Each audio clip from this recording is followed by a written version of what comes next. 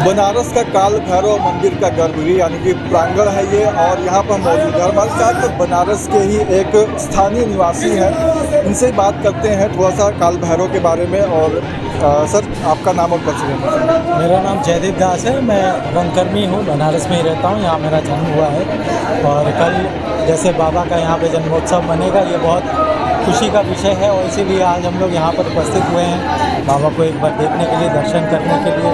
देश विदेश के लोग भी आते हैं, आप समझ सकते हैं। बहुत ही विशेष दिन है और सभी लोग दर्शन भी कर रहे हैं। मैंने भी यहाँ पर दर्शन किया और मेरे गले में आपको माला भी दिख रही होगी। बाबा का प्रसाद के रूप में ये मेरे गले में माला है।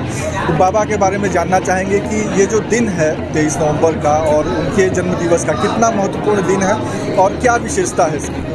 देखिए, एक चीज़ जो हमारे सनातन धर्म में है कि देवों का या अवतारों का कोई भी जन्म दिवस तो होता नहीं है, उनका आविर्भाव दिवस होता है। लेकिन प्रचलन ये है कि जिस तरीके से भाषा चेंज हो रही है वैसे लोगों को समझ में भी आता है कि क्या हो रहा है। तो मूलतः रूप से ये आविर्भाव दिवस है हमारे काल भैरव का। और भैरव का मैं ये बताना चाहूँगा कि ये शिव का रुद्र रूप है, एक सौम्य रूप भी हमें दिखता है जो शांत स्निग्ध से हैं। और हमें ये लगता है कि ये उनका रौद्र रूप है और ये मतलब समृद्धि का भी रूप है।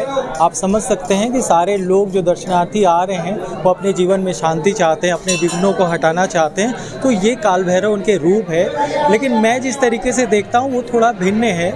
भैरव जो हमारे यहाँ 8 हो रहे हैं, ये काल भैरव के ही और एक एक्सटेंशंस भाग है। जैसे मूल शिव से काल भैरव हो रहे हैं, काल भैरव से फिर अष्ट भैरव का रूप ले रहे हैं। ये अष्ट भैरव जो हैं वो पंच तत्वों की रक्षा करते हैं और चंद्रमा, सूरज और आत्मा की रक्षा करते हैं। तो ये 8 दिशाओं की भी रक्षा करते हैं। और हमारे पास अमूमन ये होता है कि भैरव का मतलब हमारे पास श्वान होता है, मतलब कुकुड़ हम उनका वाहन समझते हैं, ऐसा है नहीं।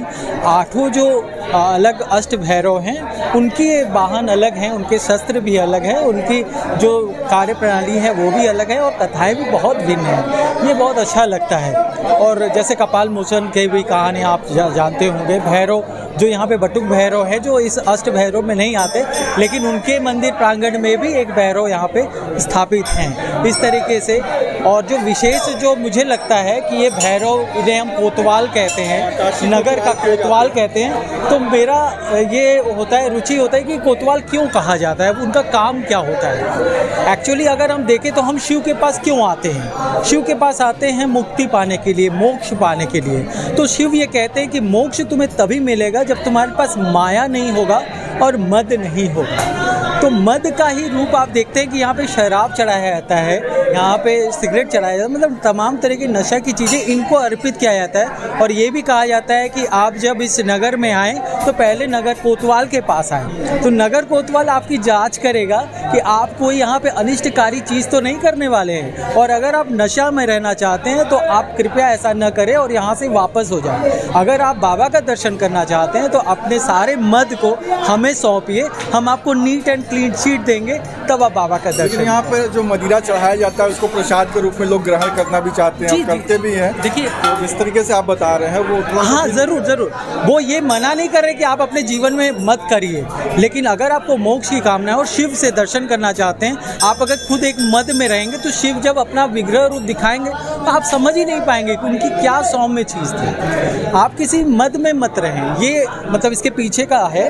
वो कभी रोक नहीं रहे कि क्योंकि आदमी जो कुछ भी पदार्थ बना है वो उनके खान पान से ही बना हुआ है, कोई दिक्कत नहीं है। लेकिन अधिक की मात्रा लेंगे तो वो भी दिक्कत है। लेकिन ये कॉन्सेप्ट मुझे बहुत अच्छा लगता है कि क्यों यहाँ पे ऐसा किया गया है, वो पूरी तरीके से कहते हैं। उसके पीछे का कॉन्सेप्ट यही मुझे लगता है कि आप अपने जीवन के माया, मोह, मद, सबको जितने माँ हैं आप उनको यहाँ पे रखें, छोड़ें और फिर आराम से जाएं और पूरे मुक्त होकर जाएं बाबा के पास और फिर अपना मोक्ष प्राप्त करें। यही तो ये पूरी थोड़ी डिटेलिंग थी यहाँ पर। और उन्होंने जो बताया था जयदेव सर ने बहुत ही अच्छा बताया कि बहुत सारी चीज़ें क्लियर भी हुई हैं और आप लोगों को भी समझ में आएंगी। बहरहाल कल यानी कि 23 नवंबर को बाबा का जो आविर्भाव दिवस है यानी कि जन्मोत्सव दिवस है वो मनाया जाएगा, बड़े ही बृहद रूप से मनाया जाएगा। तो आप सभी वो भी दर्शन कर सकते हैं और हमारी भी कोशिश रहेगी कि हम आप लोग को वो दर्शन करा पाएँ।